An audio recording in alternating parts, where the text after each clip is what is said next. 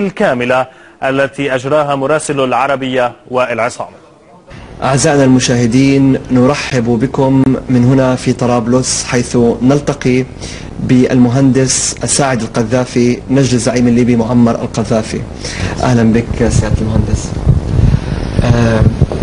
بالبداية حدثنا عن رؤيتك الآن للوضع في طرابلس وليبيا عموما. يعني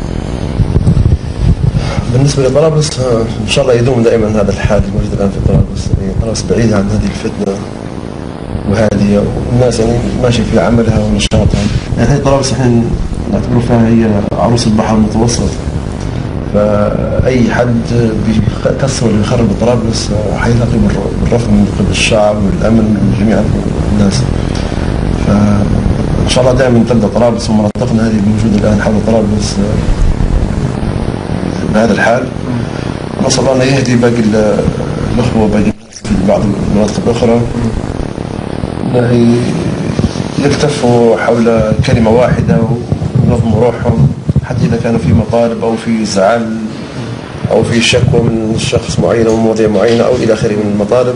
ما رأيك يعني ما هي مطالبهم أو ما هو سبب تمردهم الذي حصل في المنطقة الشرقية؟ هي المنطقة الشرقية لهم أهلنا وأخوتنا ولهم خوالنا وهذول الناس عندهم الحق أنهم يقولوا كلمتهم ويعيشوا ويعبروا عن مطالبهم وآرائهم والصلاحات التي يطالبون فيها. يعني فيه الإعلام الغربي وبعض الإعلام العربي والمعارضة والأشياء كلها ظهرت في توقيتات مبرمجة، فأكيد هي مؤامرة ومنظمة. لكن ليبيا ما عمرها جتنا فتنة زي هذه. وحتى لما نتعاركوا القبائل في بعضنا نتعاركوا ونصاحبوا ونصالحوا، هذه أيدي خارجية. وأنا نقول لك لو يكفوا الأمر من الخارج علينا التدخل حننهار في بعضنا، وبالعكس حنطلع راضيين وأكثر مما متوقعين. بس مهندس الساعدي، أيضا هناك حديث دائم عن المؤامرة الخارجية، لكن كما تشاهد آلاف الناس خرجوا في مظاهرات واحتجاجات في المنطقة الشرقية. يعني من الواضح تماما أن هناك أزمة أيضا داخلية وهناك مطالب ورغبة في الإصلاح والتغيير، فلا يمكن أن ننكر العامل الداخلي أيضا. طبعا هو المطالب في أي بلاد العالم دائما موجودة، عرفت، في أخطاء كثيرة تم يعني الجماعة قاموا بها المسؤولين عندنا. عليك وجه نظري يتم أن كل منطقة هي اللي تحكم بمكانها بلادها بطريقتها، لأن أهل مكة أدرى بشعابها. لأن أنت تريد أن يبقى الحال على ما هو عليه في المنطقة الشرقية؟ مش بطريقة العنف والفوضى، لا، يعني الخبراء الاقتصاديين اللي عندهم، الخبراء الماليين، الخبراء السياسيين، عرفت، الإداريين، هم ينظموا الميزانية نتاعهم وعدد السكان والبرامج التنموية، يعني زي الكونفدرالية تقريبا. فالأخير هذه ليبيا هي بلاد ما عمرها انقسمت ليبيا من قبل، عرفت، فاحنا لابد أن نحافظ على وحدة ليبيا وأمن ليبيا. دي أهم حاجة بالنسبة لي أنا، وهذه أكيد شاطروني فيها أغلبية الشعب الليبي. طيب، أريد أسألك عن مرة ثانية، هل هناك رغبة لدى المنطقة الشرقية وسكان المنطقة الشرقية بالانفصال عن سلطتكم؟ هل هناك طوق إلى، يعني بمعنى هل هناك رغبة في العودة إلى عهد الملكية، خاصة أنهم يرفعون العلم الذي كان موجودا في أيام المملكة؟ هل هم يريدون استعادة دورهم الذي أخذته منهم طرابلس؟ القرار مش في ايدهم هم، ما فيش في ايد حد، القرار في ايد الشعب الليبي. ليبيا ما عمرها كانت منقسمة. هذا قرار كبير، ولا يقدر لا الأمم المتحدة، لا يقدر أهل الشرقية، لا أهل طرابلس. إن الله سبحانه وتعالى يقول: وإن طائفتان من المؤمنين اقتتلوا فأصلحوا بينهم، فإن باغت إحداهما على الأخرى فقاتلوا التي تبغي حتى تفيء. يعني إلى باقي الآية. فالآن بعد العفو وبعد يعني في مفاوضات وحوار عن طريق القبائل وكذا، لكن في بعض الجماعات المسلحة اللي هي ترى أن القتل والعنف السلاح هو الوسيلة. أظن هنا ما فيش خيار إلا من مواجهتهم. هل تعتقد أن القوات النظامية أو الكتائب الأمنية ارتكبت أخطاء وتعاملت مع المتظاهرين بعنف؟ والله في الأخير الإنسان إذا ارتكب أخطاء، إذا كان صوم من الجانبين، ديروا لجنة تحقيق، محققين أو جيبوا من الجامعة الدولة العربية، من أفريقيا، من الأمم المتحدة، من أي مكان، من القبائل، وشوفوا الأخطاء وين وحاسبهم وحكموا وتنتهي القصة ونمشوا الصفحة اللي بعدها. يعني ليبيا مش حتقعد واقفة عليها. ليبيا هذه مش هتوقف عليه واحد مات أو اثنين أو ثلاثة. لكن هناك مئات يعني قتلوا على الأقل في أقل تقديرات. شوف يعني توا ألمانيا والحروب وكذا ما صارت في ناس ماتت، لكن هل انتهت؟ احنا لابد نفكر في الأجيال، لكن لابد من محاسبة المخطئين. واحد يتحمل مسؤوليته، واحد دار حاجة لابد يتحمل مسؤوليته ويطلع، ولابد يكون في قصاص وعدل في الموضوع هذا، صح. طيب هل ما زلتم تمتلكون قوة عسكرية كافية لتأمين المنطقة الغربية ومساندة من القبائل؟ والله حسب علمي أن الجيش لم يتدخل في هذه الأزمة بالشكل الكبير أو بالشكل المباشر. من يتدخل الآن؟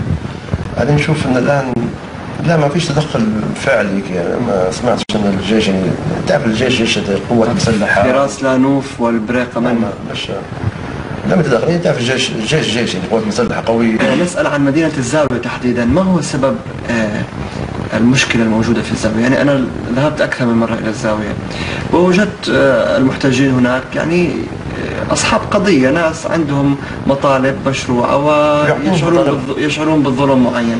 ما هو السبب أن الزاوية تحديدا في المنطقة الغربية ربما تبدو يعني متمردة على السلطات؟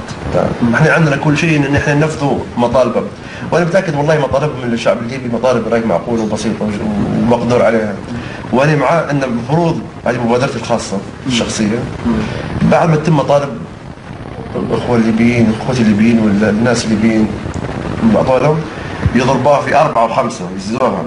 طيب هل يمكن الجيش أن يبقى مسيطرا من الناحية الأمنية على والله أظن الجيش حيكون في آخر، هو الجيش طبعا لحماية ليبيا من الخارج، مش ويحمي في الأماكن الحيوية فقط.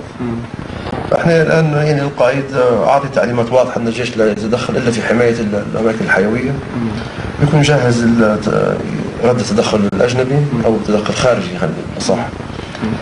وكذلك الأعداد الكبيرة من القبائل المسلحة في ليبيا اللي تم تسليحها في هذه الأزمة، يعني أرى أن هذه القوات المسلحة الكبيرة الموجودة واللي قاعدة تحت الانتظار هي مرهونة بكلمة من القائد، عرفت؟ والقائد هو صمام أمان، لأن عند الآن لم تتحرك هذه القوات. لكن إذا تحركت قد تحدث ربما حرب أهلية جدا. إن هذه يعني القبائل تحكي أنت عليها.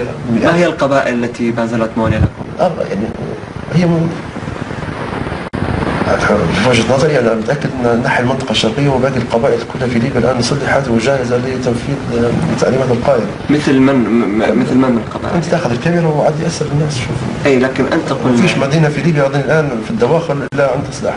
بورفلة، سهل الشفارة، ترهونة، يعني هنا القبائل تحت بالراحة هي النظام. يعني تدخل لي مثلا هراوة، منطقة هراوة فيها قبيلة ولاد سليمان، ما يقول لك لا أمن لا قائد لا ثورة لا شيء، هذه احنا مدينتنا ما يقرب أحد. تمشي هراوة في أي منطقة؟ هذه ما بين بن جواد وسرت. أو مثلا تمشي لي مثلا أي سابها، أو يقول لك احنا هذه عايشين هنا ومتعودين على طريقة العيش، اللي بيجي بيغير حاجة يجي يغيرها بالتشاور معانا. أرفلة موالية بالكامل؟ بورفلة هذه قبيلة كبيرة جدا وعندها تاريخ مع قبيلتنا احنا، احنا عايشين معاهم في نفس المناطق، وعندنا تاريخ، وجدي مدفون في بن وليد. جدك؟ نعم. يعني والد العقيل معه كذلك؟ فواحد من جدودنا هذا. فأخوتنا احنا نقول أخوتنا بورفلة. نعم. علاقتكم طيبة فيهم من زمان؟ جدا طبعا. وما زالت علاقة جيدة بينكم وبينهم؟ تستمر الأبد. يعني علاقة تحالفية، علاقة مش سلطة وتحالفية، علاقة محبة ودم. هل ستبقى السلطة في أيديكم؟ أقصد يعني الأمور ستبقى تحت السيطرة في الفترات القادمة؟ هو طبعا القبائل كلها مسلحة، وفي قوات الجيش الليبي، وفي المنطقة الشرقية أيضا مسلحة، فالوضع يعني ما هوش زي تونس ومصر. الوضع خطير جدا من ناحية الحرب الأهلية. لابد القائد يكون له دور كبير جدا جدا في التهدئة وإقناع الناس للجلوس مع بعضها، وإقناع الناس للجلوس مع بعضها في رسم المستقبل. لكن هناك من يقول بأن الشعب في معظمه ضدكم كنظام وليس هناك انقسام. أنت بروحك شفت جيت طرابلس سوى مزي قبل المراسلين من بعيد، جيت لي ما شفت كل شيء قدامك. يعني في مئات الالاف او اكثر من كم مليون مع القائد، وهذه كلهم قبائل مسلحه. اذا القائد صارت له حاجه او يسلم كذا، هذه من اللي يتحكم فيها؟ الكنترول وين؟ حتبدا حرب اهليه لا هوادة فيها. قبائل أورفلا ما زالت موالية لكم؟ مش غير قبائل أورفلا، القبائل كلها ترى في القائد معمر القذافي اللي هو الاستقرار والأمان. إذا صارت بعض المشاكل المسلحة ممكن مع الوقت يتم التفاهم والتعامل معها، لكن الآن تحت هذه الظروف، تحت التهديدات الداخلية والخارجية، القائد لو يتنحى أو هذه القبائل ما يكونش معها القائد، حتعمل كل قبيلة حتدير اللي في راسها. تبدأ الحرب الأهلية طبعا زي الصومال أو زي تعرف أفغانستان.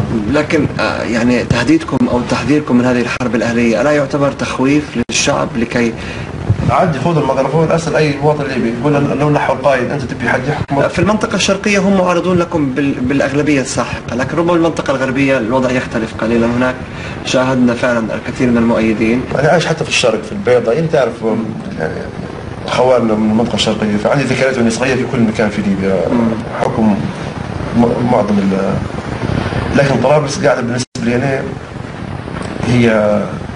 هي العاصمة وهي ليبيا، وأي شيء يحدث في طرابلس يتأثر من الليبيين كلهم، ولا يجوز ولا يجب أن المساس بأمن وترويع أهالي مدينة طرابلس والليبيين بصفة عامة. وأنا هذه بنوجهها بما أنتم العربية درتوا معي مقابلة، أنا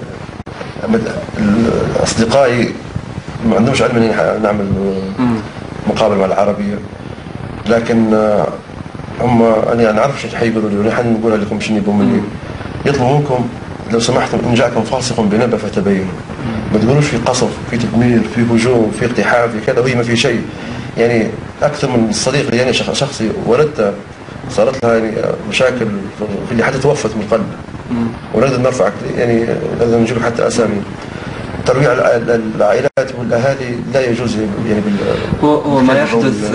لو سمحتوا تاكدوا من المعلومه وبعدين ننقلها، خاصه الامور هذه الان الناس كلها خايفه، فجي يتفرج على العربيه يقول في قصف في هنا في المنطقه هذه، في منطقه حي دمشق،